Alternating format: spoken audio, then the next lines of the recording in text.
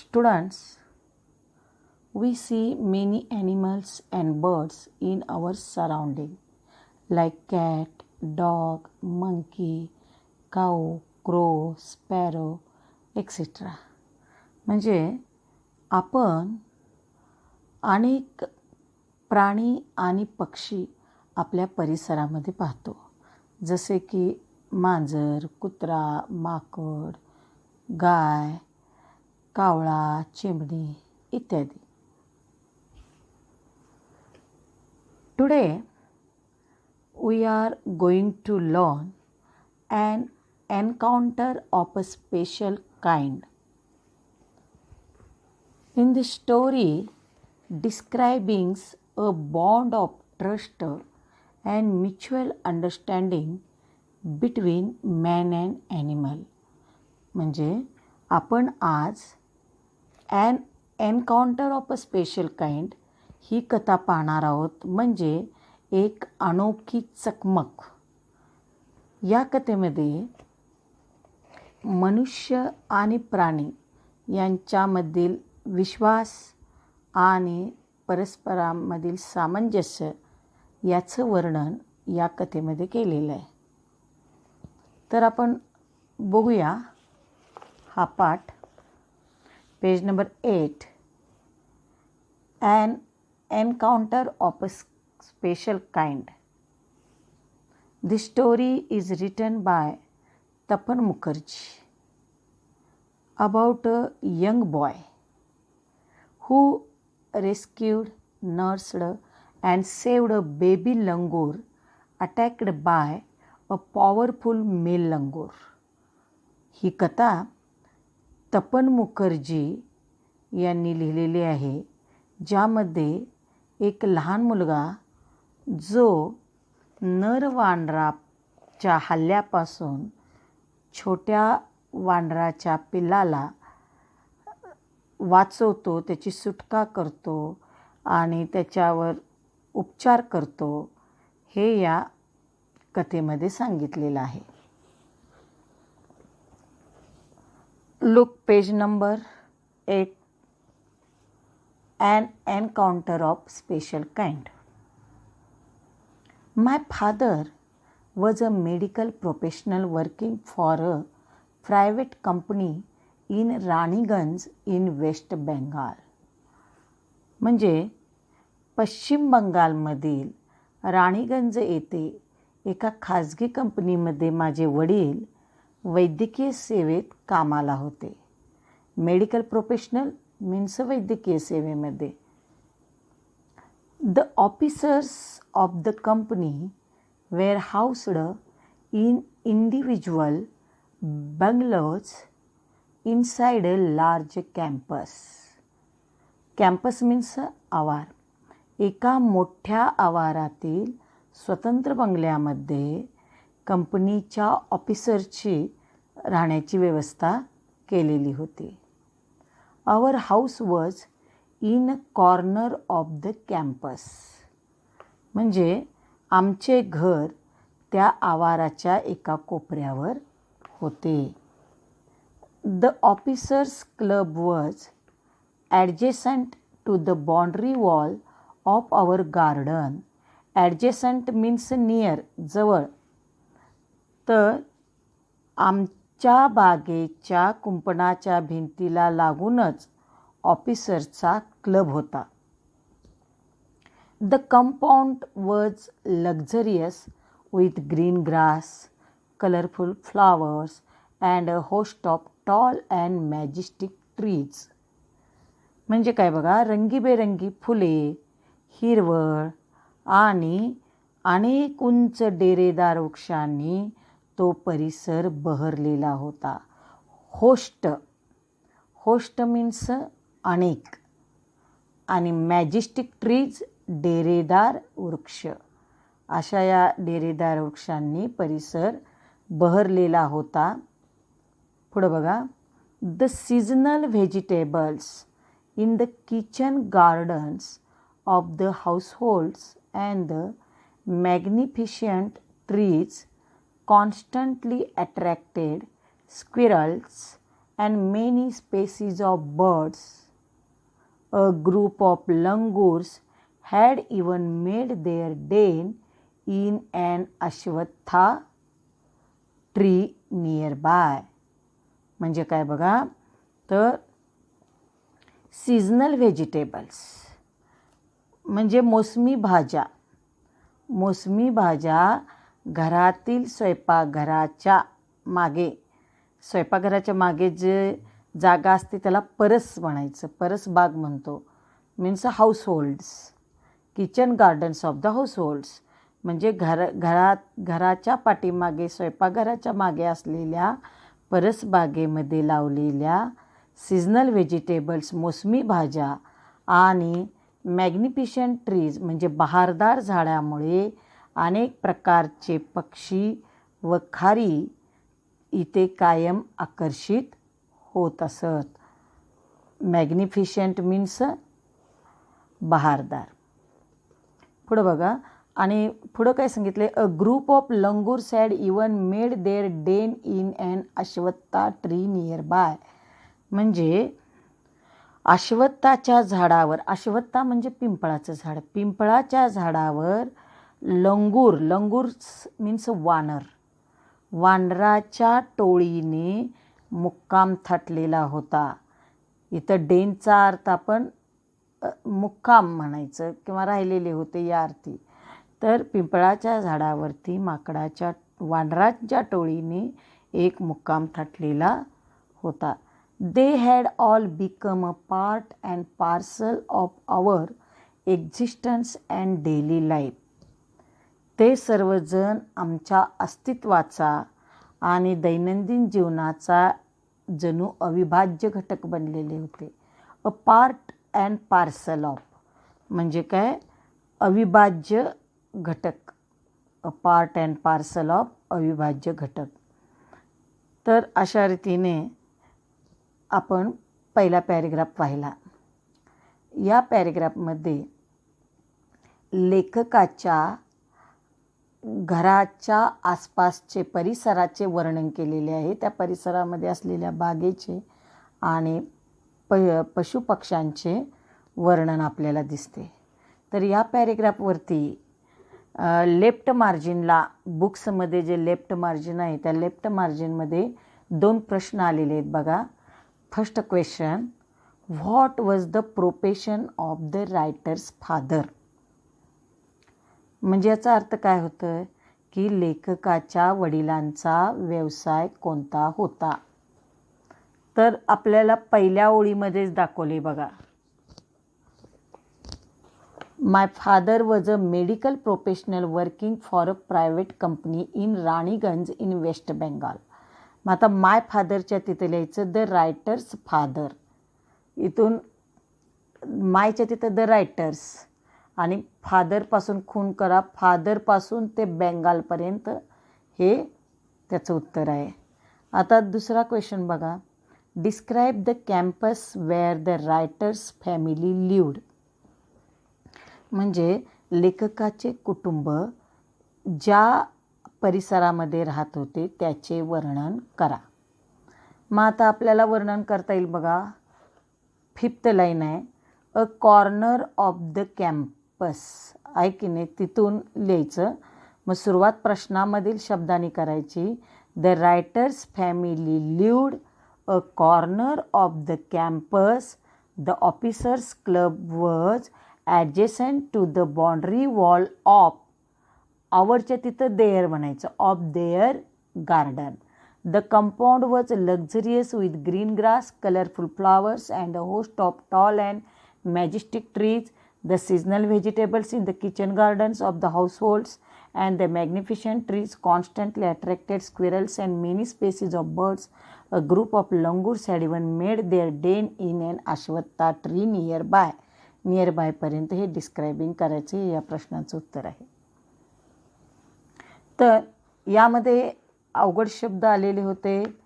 Professional व्यवसाय, campus आवार, आणि होस्ट म्हणजे अनेक, मॅजेस्टिक डेरेदार, मॅग्निफिशंट बहारदार, अ पार्ट ऑफ पार्सल अविभाज्य. आणि लंगूर्स म्हणजे वानर. तर आपण सेकंड पॅरेग्राफ बघूया.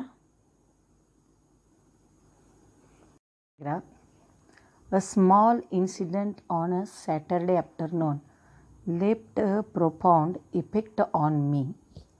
म्हणजे शनिवारच्या दुपारी घडलेल्या एका लहानशा घटनेने माझ्या मनावर प्रोफाऊंड इफेक्ट केला. प्रोफाऊंड इफेक्ट म्हणजे सखोल परिणाम केला.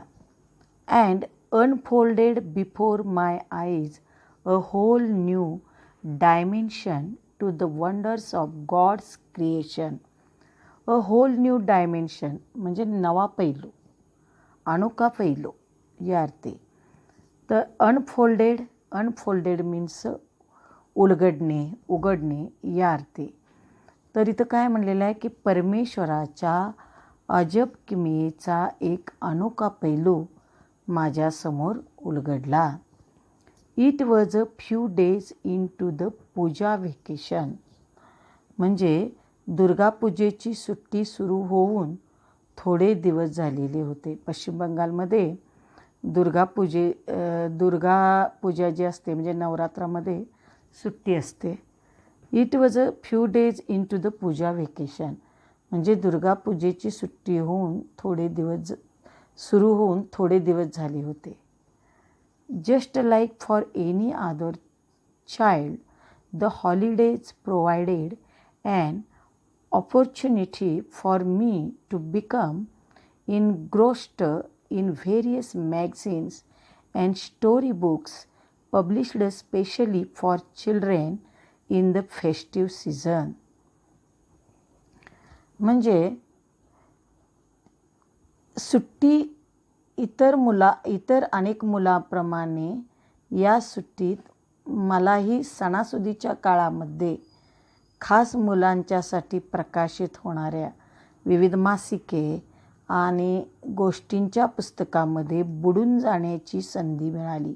इनग्रोस्ड मीन्स ऑक्युपाईड इन म्हणजेच बुडून जाणे किंवा गुंग होणे या अर्थी. तर या पॅरेग्राफमध्ये कोणते शब्द आलेत पहा. प्रोफाऊंड सखोल, अनफोल्डेड उलगडून दाखवणे, अ होल न्यू डायमेन्शन अनोखा पैलू, क्रिएशन निर्मिती, किमया या अर्थी. इनग्रोस्ड मीन्स गुंग होऊन जाणे किंवा त्यामध्ये बुडून जाणे या अर्थी. आता थर्ड पॅरेग्राफ आपण पाहूया. Hearty lunch. My parents and my younger sisters lay down for an afternoon nap, and I settled down with a storybook. Hearty lunch means a sufficient and wholesome lunch. Means भरपेट जेवण म्हणजे दुपारच्या भरपेट जेवणानंतर माझे आई वडील व लहान बहिणी वामकुक्षी घेत पडल्या होत्या आणि मी एक गोष्टीचे पुस्तक घेऊन निवांत बसलो होतो. The quiet afternoon presented the perfect backdrop for reading and adventure story. म्हणजे दुपारचे ते शांत वातावरण एखादी साहसकथा वाचण्यासाठी फारच अनुकूल होते. बॅकड्रॉप मीन्स अनुकूल असणे. The silence was occasionally broken by the sound of my family snoring, the intermittent chirping of house sparrows, the harsh cawing of a crow, the shrill call of a kite flying high above the ground. बघा, शांततेला मधूनच माझ्या घरच्यांचं घोरणं, snoring means घोरणं, चिमण्यांचा चिवचिवाट, अधूनमधून कावळ्यांची कावकाव आणि उंचावरून उडत जाणाऱ्या घारीचं कर्कश ओरडणं भंग करीत होतं. तर बघा इंटरमिटंट मीन्स फ्रिक्वेंटली म्हणजे मधून मधून. पुढं बघा मिनिट्स टिक्ड बाय, वेळ निघून जात होता. I became deeply absorbed in the book, थोड्या वेळातच मी पुस्तक वाचण्यात पार गढून गेलो. ॲब्सॉर्ब्ड मीन्स गढून गेलो, मग्न होऊन गेलो, गुंग होऊन गेलो या अर्थी. यामध्ये डिफिकल्ट वर्ड्स बघा. Hearty, hearty means sufficient and wholesome, भरपेट. बॅकड्रॉप, बॅकड्रॉप, बॅकड्रॉप मीन्स अनुकूल. इंटरमिटंट म्हणजे फ्रिक्वेंट मीन्स मधून मधून. श्रील, श्रील म्हणजे कर्कश ओरडणं. ॲब्सॉर्ब, गढून गेला. Suddenly I heard a group of street dogs barking furiously in the distance, म्हणजे अचानकपणे मला दूरवर भटक्या कुत्र्याच्या जमावाचा भेसूर भुंकण्याचा आवाज ऐकू आला. फ्युरियसली मीन्स भेसूर किंवा त्वेषाने केलेला आवाज.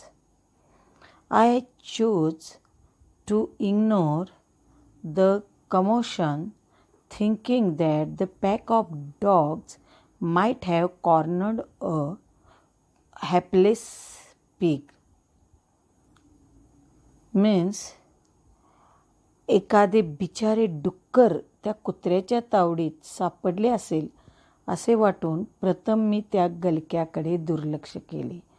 Commotion means noise and confusion, means गलक्याकडे, गोंधळाकडे दुर्लक्ष केले. हॅपलेस पिग म्हणजे बिचारे डुक्कर. हॅपलेस मीन्स बिचारे, दुर्दैवी या अर्थी.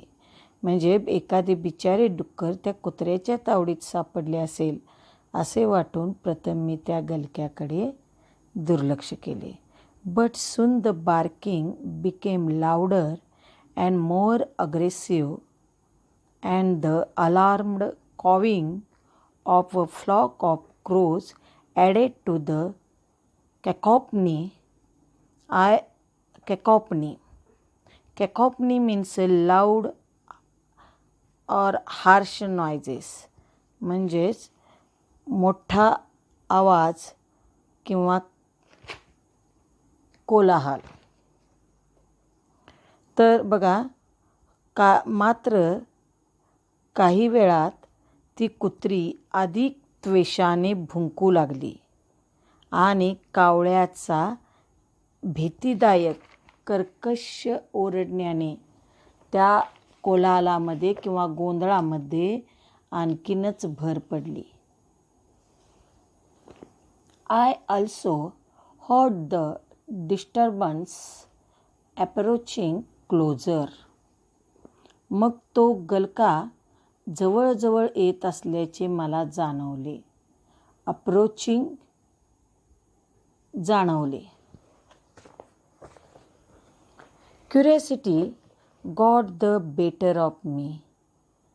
क्युरिओसिटी मीन्स उत्सुकता. माझी उत्सुकता बळावली. Got the better of means overpowered किंवा डिपिटेड, म्हणजेच माझी उत्सुकता बळावली. पुढं काय बघा. Leaving the book aside I rushed to the veranda to see what was going on. तर पुस्तक बाजूला ठेवून मी काय चालले ते पाहण्यासाठी व्हरांड्यात धावलो. रश्ड म्हणजे धावलो. यामधले डिफिकल्ट वर्ड्स बघा. Commotion means noise and confusion, means गलका, गोंगाट या अर्थी. हॅपलेस, हॅपलेस मीन्स अनफॉर्च्युनेट, म्हणजेच दुर्दैवी किंवा बिचारे. कॅकॉपनी मीन्स लाऊड हार्श नॉइजेस, म्हणजेच गोंगाट गलबलाट या अर्थी. गॉट द बेटर ऑफ, डिपिटेड किंवा ओव्हरपॉवर्ड. Paragraph. I glanced towards the roof of the clubhouse and saw something horrible. Means club हाऊसच्या छपराच्या दिशेने नजर टाकतो तर काय, मला तिथे भयंकर काहीतरी दिसले. हॉरिबल मीन्स भयंकर. A big male langur, apparently the leader of its group, म्हणजे एक बलदंड वानर, बहुधा त्या टोळीचा म्होरक्या असावा, was holding a baby langur in his hands and mercilessly beating it all over with a definite intent to kill.